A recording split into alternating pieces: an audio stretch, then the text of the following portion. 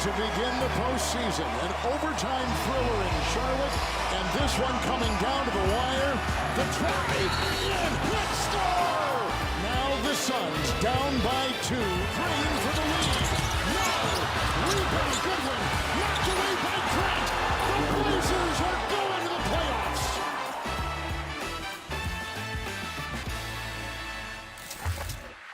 Hello, everyone. Good morning and welcome to First Take. I'm Shea Cornett. Stephen A. Smith is with us, and Brian Windhorst will join us in a minute as well. Playing games happened last night. Stephen A., good morning to you. How are you this morning?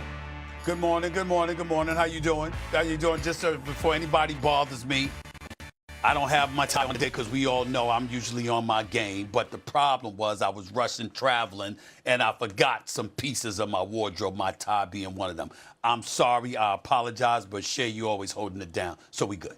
It's all right. It's okay. We'll give you a pass this one day. You know, sometimes we forget things when we're flying all over the country, you know? Listen, Wendy, we can't always be as buttoned up as you, all right? Despite staying up very late last night, I might add. Let's go to the play-in games. They did not lack drama last night, particularly in Charlotte, where the Hornets took the Heat to overtime. They won 126-127 on a LaMelo Ball game-winning layup, eliminating the Heat from the playoffs. However, the Heat were without Bam Adebayo for the entire second half after Ball was seen grabbing his leg, essentially tripping him. Here was after the game, Coach Spo speaking on it. I don't think it's cute. I don't think it's funny. I think it's a stupid play. It's a dangerous play. Obviously, our best player is out. I'm not making an excuse. The Hornets played great, you know, and they made those plays down the stretch. We had our opportunities to win. I just, that's a shame. You know, he should be penalized for that. I don't think that belongs in the game. You know, tripping guys, you know, shenanigans. And you know, Curtis was there. It's his responsibility to see that. And if it's not his responsibility, then Zach's got to see it. If, you know, somebody has got to see that, and that, you know, he should have been thrown out of the game, you know, for that. LaMelo, it kind of looked like on film that you might have grabbed his leg. I mean, did you intentionally grab his leg? I haven't even seen. Like I said, I got hit in the head. Didn't even know where I was. But, yeah, just playing basketball. But like I said, sorry, and I'm going to check on him. I appreciate the apology. LaMelo Ball did finish with 30 points and 10 assists. Again, Bam Adebayo did leave with that back injury, and he never returned. And so, Wendy, when you look at that play, do you think Ball should have maybe been eliminated with that game, ejected? What did you think? He could have been ejected. There's a lot of dynamics at play in this particular situation.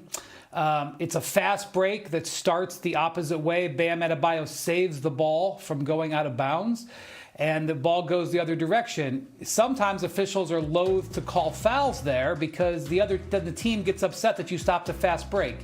But the point Eric Spoelstra makes is that the referee, Curtis Blair, is standing over top of the play. And so he elects not to make this call when he sees it happen. And once that happens, Shay, because this is what I'm hearing. People will say, well, why wasn't it reviewed? Why wasn't it reviewed? Well, once the gameplay goes on, they're not in position to review it. It's not a matter once the gameplay goes on of that call. So that's important to realize.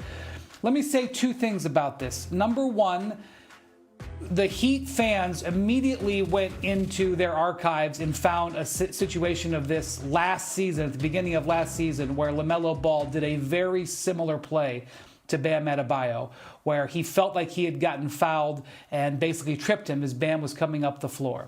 That's number one. Number two, and here's the play right here. This happened last year.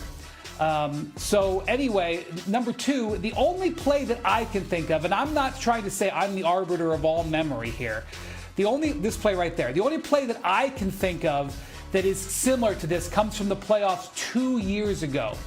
And this is going to make your blood boil, Stephen A., because this is a moment from Knicks fans that they really, really rue. When Joel Embiid sort of upended Mitchell Robinson in the playoff in that series. Now, this play hurt Mitchell Robinson's foot. He was never the same. That's beside the point for this discussion. The reason this is relevant was this play was called. They went to review, and they called this a flagrant one. Not only was it called a flagrant one, the same crew chief was in the game last night, Stephen A., Zach Zarba. So while I can't predict what Zach Zarba would have done if he went over to the screen, that was a flagrant one. So I know the Heat fans this morning are screaming that he should have been ejected.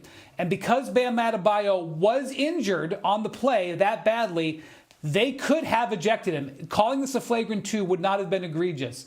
And then you've got some people who are wondering if he's going to be suspended for Friday's game, which will be when the Hornets can play to get the number 8 seed.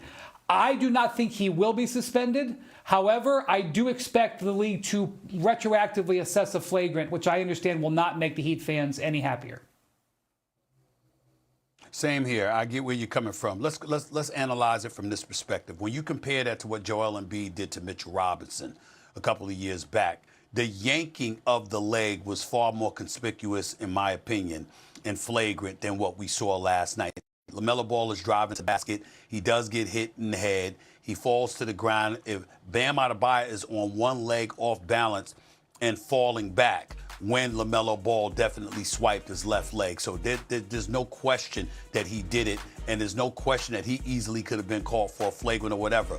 Me personally, I think that it should have been called, but I think an ejection, I think an ejection, particularly considering the magnitude of the game, not knowing at the moment that Bam Adebayo would be unable to return, I think that would have been a bit extreme. And I think the referees made the right decision in terms of not ejecting him. They could have called the flagrant foul. They could have done that. They could have brought attention to it, no doubt. And it's really unfortunate that Bam Adebayo ended up because, like Tyler Hero said post-game, Bam is tough. Bam plays through pain all the time. For him to not come back into the game, you got to appreciate and recognize the severity of it, because this is not a dude that misses action often, and this is not a dude that doesn't have a strong threshold for pain. So for him not to come back, it shows you how significant the injury was, because this is Bam Adebayo we're talking about. That is not normal. But the referees can't possibly know that. And if you got a playoff berth on the line and you got a star like LaMelo Ball, even though he didn't look like one shooting 2 of 16 from three-point range, but if you got a star like LaMelo Ball on the basketball court with a Bam Adebayo and others, you certainly don't want to eject somebody in the second quarter and make that kind of decision, because then some of us would have been complaining about how the officials interfered with the outcome of the game. That's the last thing you want as an official. So we got to take that into consideration. In the end, LaMelo Ball definitely was the wrong play to make. I don't think it warranted an ejection because, again, it wasn't nearly as extreme as Joel Embiid's yanking Mitchell Robinson's leg was. But nevertheless, it was a play. It doesn't have any place in the game. Eric Spoelstra's right to be pretty ticked off about it. A legitimate argument could be made that if Bam Adebayo was on the court, they don't lose this game because we know what he brings to the table for the Miami Heat. All of those things are true. Nobody's wrong here in what they're suggesting.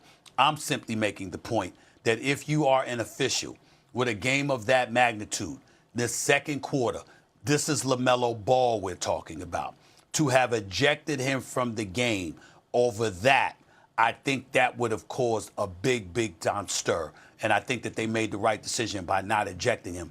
But in hindsight, looking at it, there definitely should be a punishment coming down the pike. And most importantly, even though that doesn't, assuage or alleviate any disgust from the Miami Heat faithful, I think it's important for the league to send a message moving forward. That stuff is not going to be tolerated at all. And they're going to be a bit extreme in the punitive damage that they exercise if somebody tries to pull that nonsense again.